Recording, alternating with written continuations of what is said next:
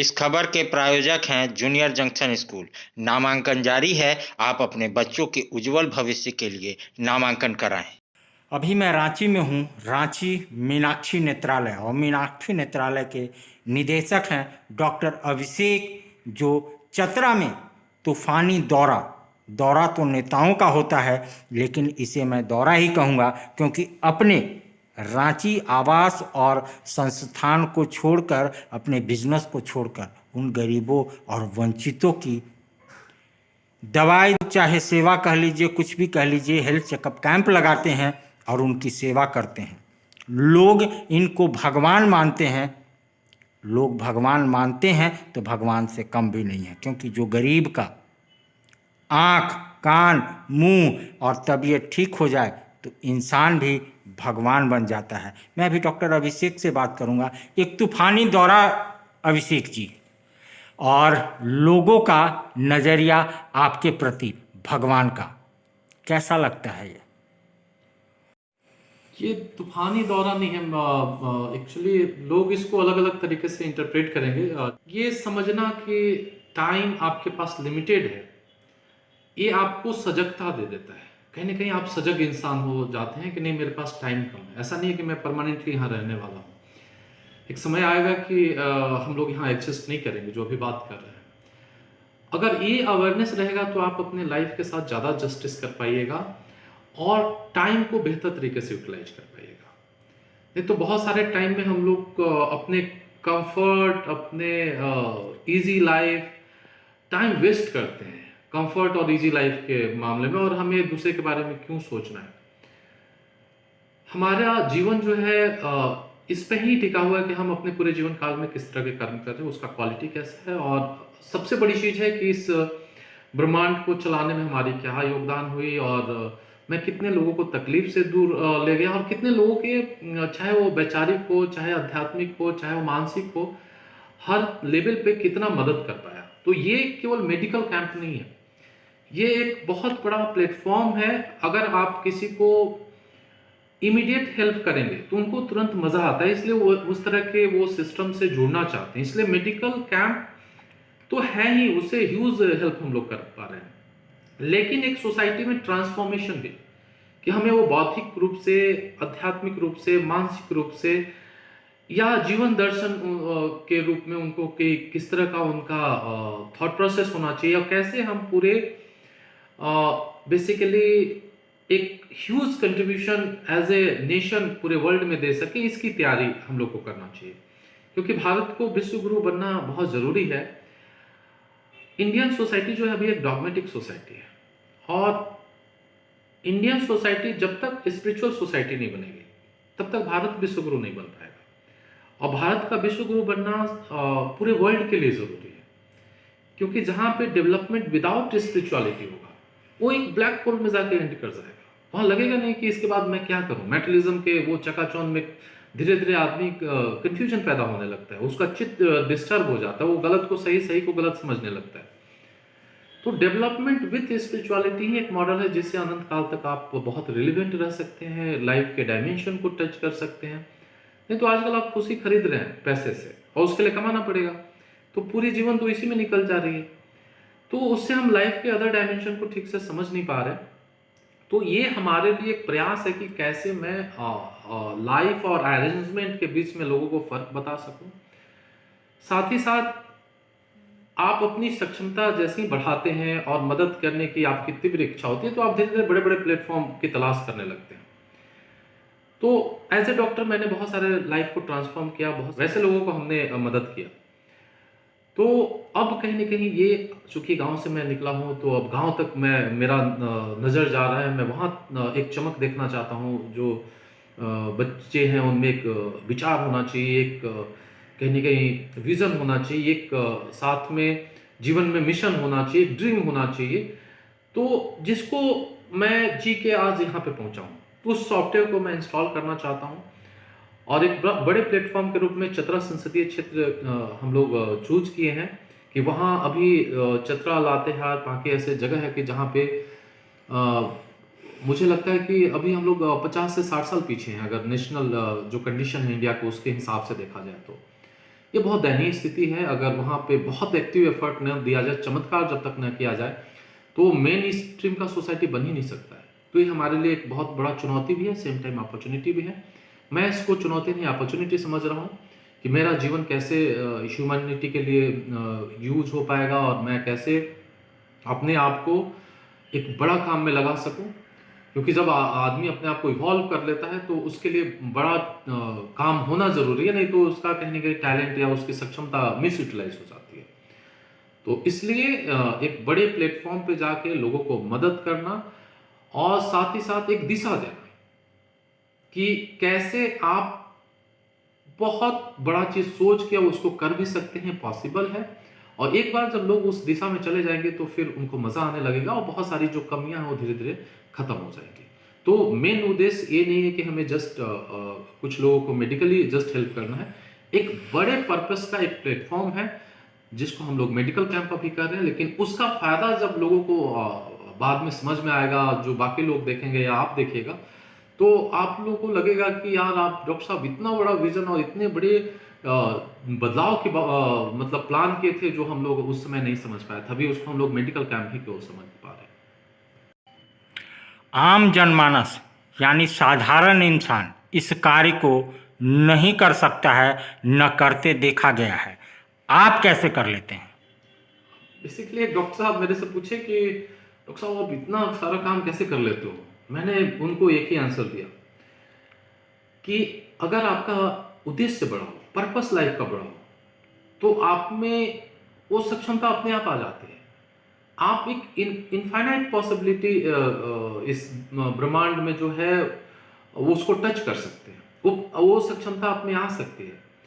लेकिन उसके लिए उद्देश्य बड़ा होना चाहिए। अगर आप 3 आदमी के बारे में सोचे तो भगवान उतनी सक्षमता आपको क्यों दे? आपकी नहीं, वो भगवान के दरबार जो आपको मिलता है। तो ये उद्देश्य जो है वो बहुत इंपॉर्टेंट होता है। और मैं ये बताऊं कि जितने भी एक्टिविटीज ये सब मैं कर रहा हूँ, ऐसा नहीं है कि लोगों को ही फायदा हो रहा है, मैं भी एज ए ह्यूमन बीइंग काफी इवॉल्व हो रहा हूँ। मुझे बहुत सारी जो सक्षमता मेरे अंदर पहले नहीं थी, अब वो धीरे धीरे मेरे अंदर डेवलप हो रहा है। मैं ज्यादा रिफाइंड हो रहा हूँ एज ए ह्यूमन बीइंग, मैं ज्यादा काम कर पा रहा हूँ, मैं ज्यादा पर्पसफुल लाइफ लीड कर रहा हूँ और मैं अपने आप को ज्यादा लग रहा है कि मैं इनलाइटेड महसूस कर रहा हूँ। तो आप अगर दूसरे को मदद करेंगे तो कहीं ना कहीं आप अपने आप को मदद कर रहे हैं। और सबसे बड़ी बात है कि आप अगर एक मछली को एक टब में रख दें या एक नदी में रहेगा या एक समुद्र में रहेगा, उसका टब से नदी में 3 गुना, और अगर वो समुद्र में चला जाए तो उसका ग्रोथ कहीं ना कहीं 7 से 10 गुना बढ़ जाता है। डिपेंड करता है कि आप कितने बड़े प्लेटफॉर्म पे परफॉर्म कर रहे हो, आप जीवन जी रहे हो। तो वैसे ही ह्यूमन लाइफ का भी सक्षमता है, डिपेंड करता है कि आप कितना बड़ा काम करना चाहते हो। क्योंकि अभी हमारी जो ट्रेनिंग दिमाग की हो गई, या हमारा जो सोसाइटी या जो हमारा परिवार है, ये इस चीज पे ज्यादा फोकस कर रहा है कि तुम अपने बारे में सोचो, तुम अपने बारे में सोचो। हर दूसरा व्यक्ति आपका कॉम्पिटिटर है, उसको पीछे करके आपको आगे बढ़ना है। तो किसी को फेल करके आप सक्सेसफुल हो रहे हो तो ये सिकनेस है। आप क्या कर सकते हो उसके बारे में सोचो, ये अच्छी बात है। लेकिन आप किसी को फेल होते हुए देख रहे हो, आप खुश हो जा रहे हो, तो ये एक सिकनेस है और ये ट्रेनिंग स्कूल से ही शुरू हो जा रहा है। तो कहीं ना कहीं हमें इस ट्रैप में नहीं आना चाहिए। और जब तक हमें ज्ञान नहीं रहेगा तो डेफिनेटली हम लोग बहुत सारा ऐसा चीज बहुत कॉन्फिडेंट होके गलती करेंगे उसको सही समझ के। तो अभी ऐसा हो रहा है। मैं खुद भी बहुत सारी चीज़ें जो पहले मैं नहीं जानता था, धीरे धीरे मैं जो सीख रहा हूँ अपने लाइफ में इम्प्लीमेंट कर रहा हूँ, उसका बेनिफिट मुझे मिल रहा है, फिर मैं सोसाइटी में उसको डिलीवर कर रहा हूँ। तो ये कहीं ना कहीं एक ऐसा विषय है जो समाज, राज्य और राष्ट्र से जुड़ा हुआ है। व्यक्ति इंपॉर्टेंट नहीं होता, लोग आते जाते रहेंगे। समाज बहुत इंपॉर्टेंट होता है, राष्ट्र बहुत इंपॉर्टेंट होता है। जब आपको लगे कि आप आपकी पारिवारिक जीवन, आपका निजी जीवन या जो व्यावसायिक जीवन है अगर बढ़िया चल रहा है, तो आप उसी दिन फिर ये सोचे कि हमारा राष्ट्र के निर्माण में क्या योगदान हो सकता है और उस दिशा में काम करना चाहिए। अगर सब कोई सक्षम व्यक्ति अगर इस तरह से सोचना शुरू करे तो हमारा देश बहुत बेहतर जगह हो जाएगा। और आप अगर इंडिविजुअल, आपका जितना भी ग्लोरी हो, अगर सोसाइटी बेहतर नहीं होगा तो आप उस इंडिविजुअल ग्लोरी भी उसको एंजॉय नहीं कर पाइएगा। एक बेहतर सोसाइटी होना बहुत ज़रूरी है, तभी आप एक बेहतर तरीके से आप जी पाएँगे और अपने नेक्स्ट जनरेशन को एक बेहतर सोसाइटी दे के जा पाएँगे एक्चुअली। तो सोसाइटी का डेवलपमेंट और नेशन डेवलपमेंट एक प्रायोरिटी होना चाहिए। हमें ट्रेनिंग बहुत बिगिनिंग से होना चाहिए, जो हमारे यहाँ अभी मिसिंग है। तो मेरा उद्देश्य है कि धीरे-धीरे हम लोग उस दिशा में आगे बढ़ें और अच्छे समाज का और अच्छे राष्ट्र का निर्माण करें। आप गरीबों के मसीहा तो हैं ही, जैसा लोग वहाँ कहते हैं कि झारखंड में अगर कोई इंसान है तो वो डॉक्टर अभिषेक है, जो हमारा मसीहा है, गरीबों का मसीहा है। लेकिन कुछ लोग आपको भगवान भी मान चुके हैं, उनके लिए क्या कहना है? गरीबों का मसीहा एक्चुअली ये टर्म ऐसा है कि जो बहुत दिन से अगर कोई भी सोसाइटी में अच्छा काम करता है, लोगों को मदद करता है, जो आपसे एक्सपेक्ट नहीं करता, तो ये टर्म उनके लिए दिया जाता है। लेकिन मुझे ऐसा लगता है कि मैं उसको बहुत सिंपल तरीके से सोचता हूँ। मुझे एक्चुअली मैं और मेरे महादेव के बीच में ब्रह्मांड में ऐसा कुछ है नहीं कि जो देखने लायक, करने लायक, सुनने लायक हो। तो मुझे ऐसा लगता है कि जो एक आभास या एक कॉन्शियस लेवल जो मुझे अलाउ करता है कि नहीं, ये मुझे काम करना चाहिए, जो बहुत इम्पोर्टेंट है। और ह्यूमन बॉडी एक बहुत प्रीशियस चीज़ है, उससे ज़्यादा प्रीशियस इस ब्रह्मांड में कुछ नहीं है। तो ये मैं ऊपर वाले कृपा मानूंगा कि मुझे इस जन्म में डॉक्टर बनाया है। मैं ह्यूमन लाइफ को ट्रांसफॉर्म कर सकता हूँ और उनको पेन से निकाल सकता हूँ।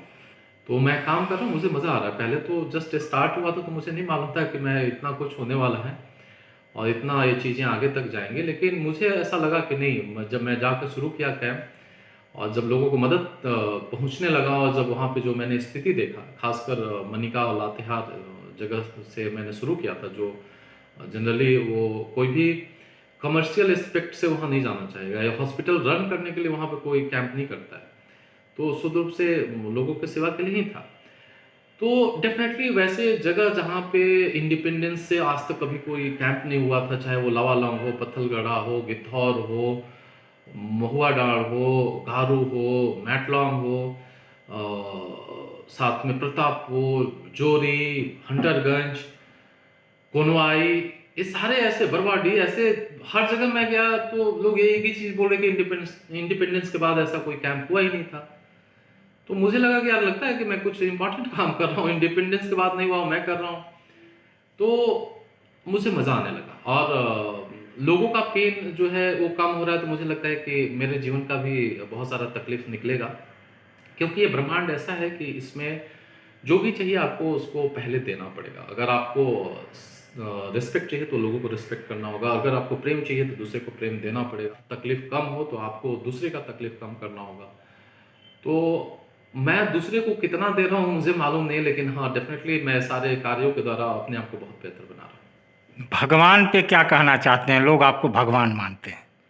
हाँ, ये भी एक बहुत अच्छा क्वेश्चन है।